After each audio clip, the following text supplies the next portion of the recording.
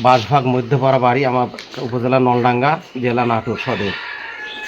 আমি ফজরের নামাজ পড়াতে বাড়িতে এসে দেখি আমার গেটের সামনে এই দুইটি জিনিস, একটা চিরকুট লেখা আর এই সাদা কাপড় পলিথিনের মধ্যে দিয়ে জোড়ায় আমার গেটে বাঁধে রাখিছে। রাখার পর আমি আসে দেখি যে সাদা একটা জিনিস, এই জিনিসটা আমি বের করলাম, করে দেখি যে এই চিরকুটটা পরে দেখি যে কথাটা বললাম এটা আর এই সাদা কাপড়। আমি জনগণকে জানালাম, জানানোর পর মেলা লোকজন উপস্থিত ছিল। এলাকার এগুলা কার্যক্রম চলেছে।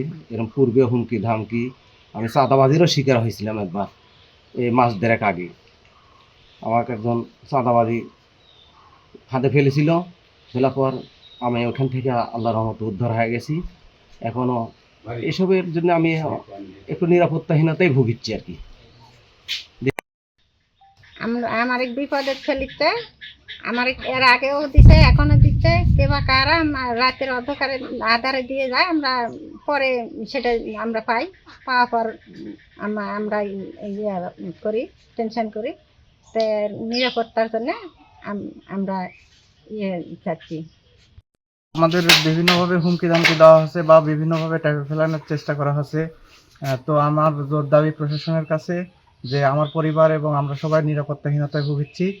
ঊর্ধ্বতন কর্তৃপক্ষ বিষয়টা যেন আমলে নেয়। থাকতে ভালো হয়ে যা, পরে আর সময় পাবি না। আল্লাহ ছাড়া বাঁচানোর মতো কেউ নাই। অযথা খারাপ হওয়ার আগে ভালো হয়ে যা। আল্লাহ তোকে হেদায়েত দিন। মানুষের উপর নির্ভরশীলতা কমিয়ে দিয়ে আল্লাহ নির্ভর হ।